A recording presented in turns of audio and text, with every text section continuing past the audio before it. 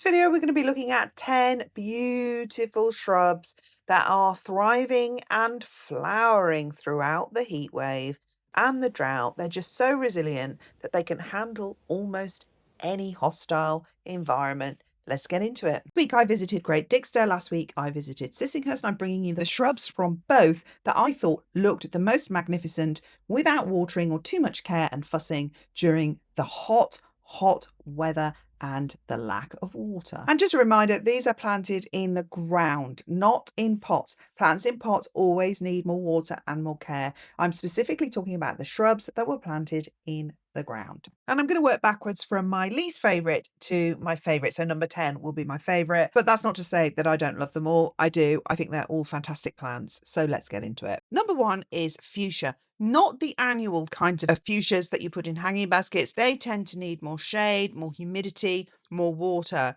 This one is a perennial fuchsia. I think it's called Mrs. Popple.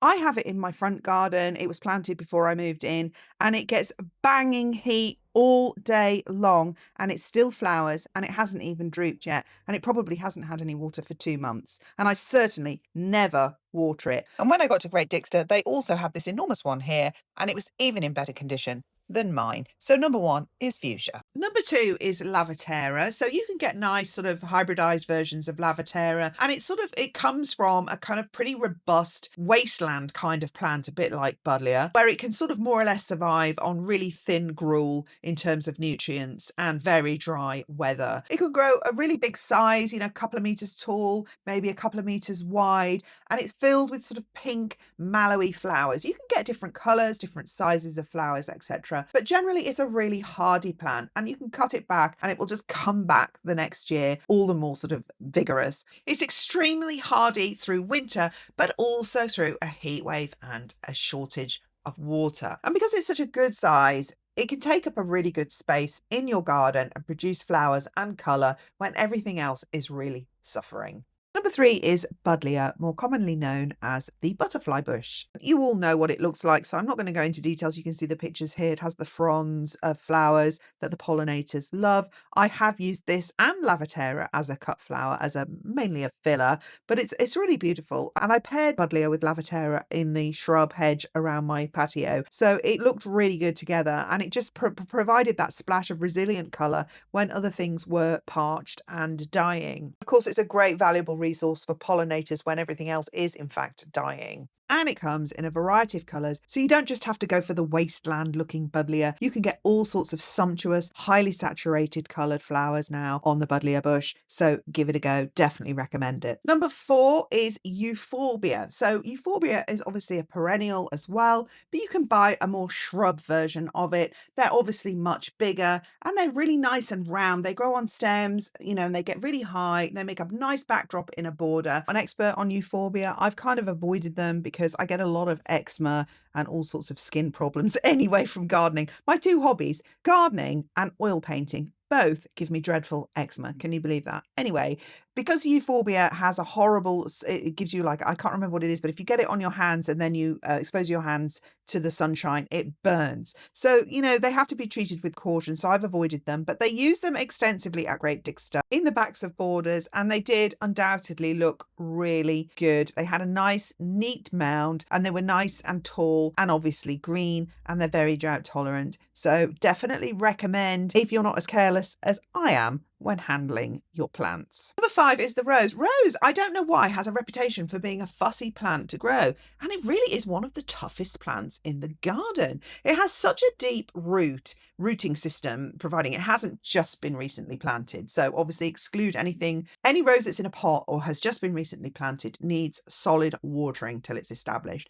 But older roses that have been in the garden for a year, a couple of years or more, these plants will survive almost anything. They might shed a few leaves in a severe drought. The flower heads might be smaller, their fragrance less potent, but there is no doubt at all that the rose can hold its own in the most severe weather. So that is why this is number 5. Of course, it also makes a great cut flower. Number 6 is Fatsia. Strictly doesn't really flower, but you just can't kill it, and it just makes such a perfect backdrop for all these other flowering plants. It fills in a great space. It's got lovely height. You can propagate it easily. I've got a video on that, which I'll link in the description if you want to see it. I've tried to kill my Fatsia in my garden, and I just couldn't. It kept growing back. So it's just bomb proof, and it's just a great structural plant for the garden, and it's obviously great in shade as well, including deep shade, but it can even handle the harsh sun as well. Number 7 is Hibiscus. This, again, I should say, not in a pot. This was in the ground in Sissinghurst, and for a fact I knew they didn't water in Sissinghurst, so that's why Sissinghurst was slightly different to Great Dixter. In Great Dixter they did have a schedule of watering because they had a borehole which they can use for watering. At Sissinghurst they wanted the plants to either thrive or die to see, what could just survive, and the Hibiscus just grew and flowered beautifully. And it was really quite amazing how many flowers it had on it. It was just a real treat, a real eyeful. As you can see here, because this is it, this is the one at Sissinghurst. I think they had other ones, but for some reason, I don't know why, I only filmed this one. Anyway, this is a showstopper, so what does it matter? But the point is, you can see this is quite a mature sample. It's obviously got an extensive root system, and that is what's keeping it going through this dry period. And if you just looked at this hibiscus here, you would never know there was a drought in this country right now. That is how fantastic it is. Number 8 is Hydrangea. Now, one of the reasons I suppose hydrangeas do so well is because they're often grown better in a little bit of shade, if not quite a lot of shade. That's my experience of growing hydrangeas. Hydrangeas in really exposed, super sunny, beating hot locations don't tend to do as well, although there are some exceptions. I find hydrangeas grow really well in sort of big shrubby hedges or next to a brick wall where there's some shade from a tree or the wall itself or other plants. Also, again, a hydrangea that is mature with a mature root system is going to fare better than anything new that you've recently planted that's maybe even a year or two old. It's probably going to need longer than that. So when I went to Great Dixter and I was looking at their hydrangeas, actually there was one at Sissinghurst as well that was massive that was still doing well. At Great Dixter, they were all doing spectacularly because they were planted in the right location and they were super mature and they just went from straight. They looked beautiful. Sometimes I find hydrangea, again, a little bit of an old-fashioned plant, but the way they planted them at Great Dixter and the way they used them and the way they were flowering even in this dreadful kind of beating hot weather made me look at them and think, yeah, hydrangeas are really a fantastic plant. And this one here was a real showstopper. I love this plant. I'm so glad I was able to show you it in full flower, in its full glory, over at the pathway here in their sunken garden at Great Dixter. This is probably one of my favourites. I mean, this really won me over as a hydrangea, and it's called Hydrangea aspera, and it grows over like a small tree, really.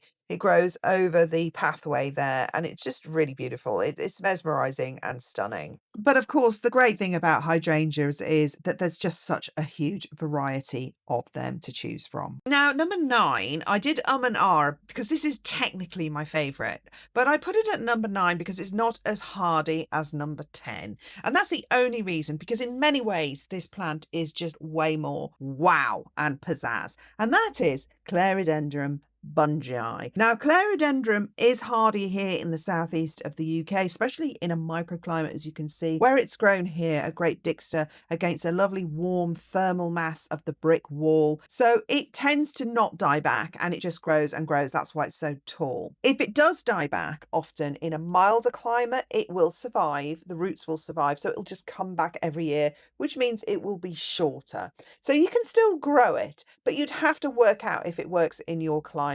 And this is specifically Clerodendrum bungei. There are other Clerodendrums. So again, I'm not going to get into all that. You'll have to do your own research if you want to buy one. But the other thing I didn't notice before, actually, when I've seen these before, but it was really powerful when I visited yesterday, maybe because of the heat, was the scent. The scent was absolutely knockout. I couldn't believe it at first. I thought, where is that scent coming from? Not realizing that it was coming from the Clerodendrum, but it was just amazing. And then it filled up this whole courtyard area.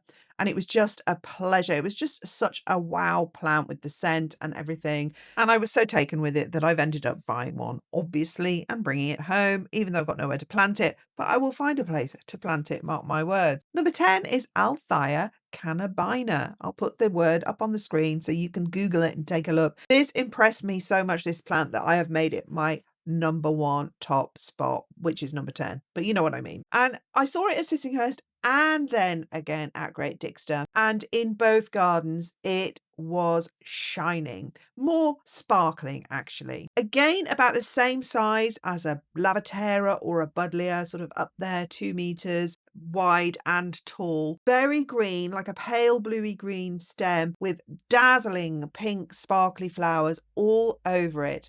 And the reason why this goes to my favourite, the reason I bought you this one as my favourite, as the top spot, was because it's much hardier than the Clerodendrum bungei. So that means it can grow in more zones. So do check your own zone and your own microclimate. But the other thing about it was that in Sissinghurst, particularly where it was absolutely dazzling with flowers, I knew for a fact they hadn't watered it once throughout the drought. That means almost 2 months in baking hot heat, this plant has not had any care, and it was still dazzling in the garden. And that's why I bought it to you as number 1, because it was consistently a showstopper in both gardens. I loved it so much, I've bought the seeds, so I will sow them and update you on my progress with that. But if you ever needed a plant to sparkle in the summer that needed very little care, that could just flower on and power on through a heat wave and a drought, then this is the one for you. And the pollinators loved it as well. So don't forget the valuable resources